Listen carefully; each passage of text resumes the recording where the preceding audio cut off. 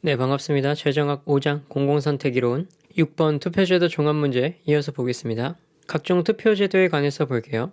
소수파에 의한 정강정책의 제휴는 다수파의 영구 집권을 막을 수 있습니다. 중위투표자 정리는 집권당이 영원히 권력을 유지할 수 없음을 시사하고요. 점수투표제는 순환성에 문제가 없습니다. 무슨 말이에요? 투표의 역설이 없다는 거죠. 투표 거래가 사회 후생 증감에 미치는 영향은 불분명합니다. 다수결 투표는 의사진행 조작에 의해서 표결 결과가 영향받습니다. 민주사회의 투표 과정인데요. 공공재 수준과 조세 부담 비중을 결정하는 린달 모형은 시장에서의 가격 결정과 같이 파레토 효율이 달성됩니다. 투표자 간 거래를 통해 각 개인이 선호하는 안건이 채택되도록 하는 전략적 행동을 투표의 거래라고 하고요. 모든 투표자가 단일 정점 선호라면 국방 예산의 규모를 결정하는 다수결 투표의 결과는 항상 중위 투표자의 선호를 반영합니다. 다수결 투표를 통해 해당 안건에 대한 개별 유권자의 선호 강도를 파악할 수 없고요. 서술적이기 때문입니다. 점수투표제, 보다투표제는 기수적이기 때문에 선호의 강도를 파악할 수 있었죠. 린달이 제시한 공공재 규모 및 조세부담 비중 모형은 공공지출에서도 만장일치 합의가 가능함을 보여줍니다. 그럼 3번 공공선택에 관해서 한번 볼게요. 전원 합의제 하에 내려진 결정은 파레토 최적이고요. 중위투표자 이론에 따르면 과반수제 하에서는 중위투표자가 가장 선호하는 의안이 채택됩니다. 사회적 의사결정 과정에 대한 에로우 정리에서 독립성 조건은 선호 강도가 반영되지 않을 때 만족되죠. 투표 거래는 선호의 강도를 반영할 수 있는 방법이 될 수 있죠. 점수투표제는 전략적 행위에 취약하다는 문제점이 있고요. 한 이슈에 대한 개개인의 선호가 단일 정점형인 경우에는 과반수 다수결 투표에서는 중위 투표자의 선호가 채택됩니다. 단봉형이니까요. 이슈가 복합적인 경우에는 개개인의 선호가 단일 정점형이더라도 과반수 다수결 투표에서는 투표의 순환이 발생할 수 있죠. 이슈가 복잡한 경우 2차원 이상이라고 했습니다. 각 이슈에 따른 개인들의 순편익이 알려져 있을 때 투표 거래를 인정한다고 해서 인정하지 않은 경우에 비해서 항상 사회 전체의 총 편익이 증가하는 것은 아닙니다. 후생 경제학에 관해서 한번 볼게요. 1차원적인 의사결정에서 투표자들이 단일 정점 선호를 갖게 되면 투표의 역설은 발생하지 않죠. 사회 무차별 곡선이 우하향하면서 원점에 볼록한 것과 공평성을 사회 후생에 반영하고 있는 것과는 관련성이 있습니다.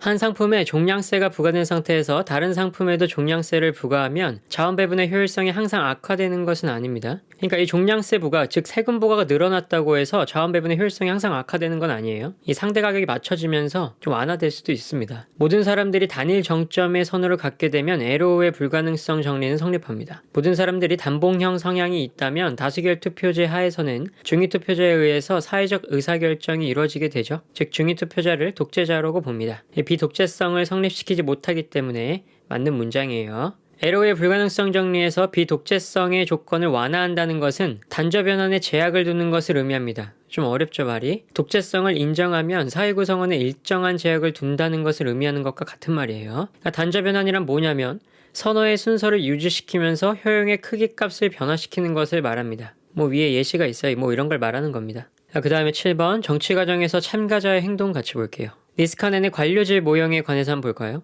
예산 극대화를 추구하는 관료를 상정하고요. 뭐가요? 니스카넨의 관료제 모형이요. 관료들이 제1급의 차별적 독점자와 같은 독점력을 갖는다고 보는 거예요. 1급 독점 기업은 가격을 자기 마음대로 정하는 힘이 있죠. 니스카넨의 관료제 모형은 관료가 예산의 지출을 마음대로 정할 수 있다고 봅니다. 그렇기 때문에 관료들은 제1급 가격차별 독점자와 같은 독점력을 갖게 되고요. 관료들은 제1급 가격차별 독점자로 간주하게 되는 거예요. 어디서요? 니스카넨의 관료제 모형에서요. 관료들이 일부러 생산 비용을 부풀리는 현상을 주로 설명하고 있습니까? 그건 아니에요. 관료들은 순편익이 0이 될 때까지 공공재를 과잉 공급하는 것을 말하고 있는 겁니다. 그게 이 생산 비용과 관련이 있어요? 없죠. 관료들이 과잉 생산의 경향을 보인다는 것을 보여주고 있는 건 맞습니다. 관료들이 사회적 잉여가 극대화되는 수준보다 더 높은 생산 수준을 선택한다는 결론을 내리고요. 관료는 총 편익과 총 비용이 일치하는 수준까지 예산을 확대한다고 설명하고 있습니다.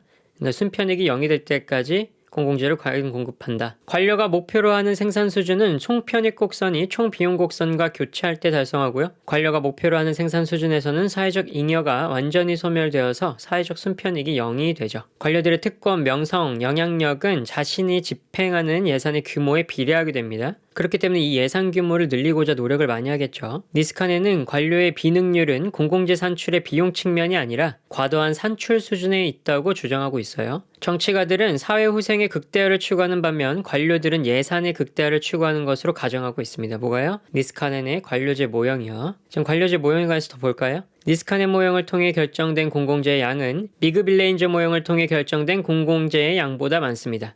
항상 니스카넷 모형이 가장 많은 공공재를 공급해요. 미그빌레인저 모형에서는 관료들은 자신의 효용을 극대화하는 주제로 간주합니다.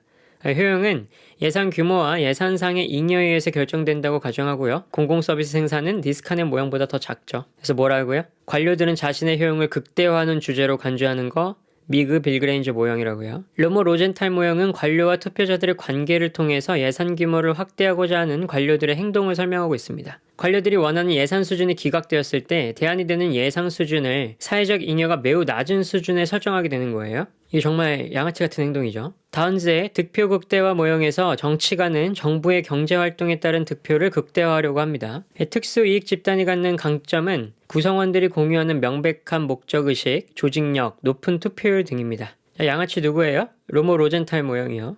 미그 빌그레인저 모형은 관료들의 자신의 효용을 극대화한 주제로 간주하고 항상 가장 큰 공공재 공급하는 건 뭐라고요? 니스카넷 모형이라고요. 공공재의 과소 공급 현상이 발생한 이유에 대해서 한번 볼까요?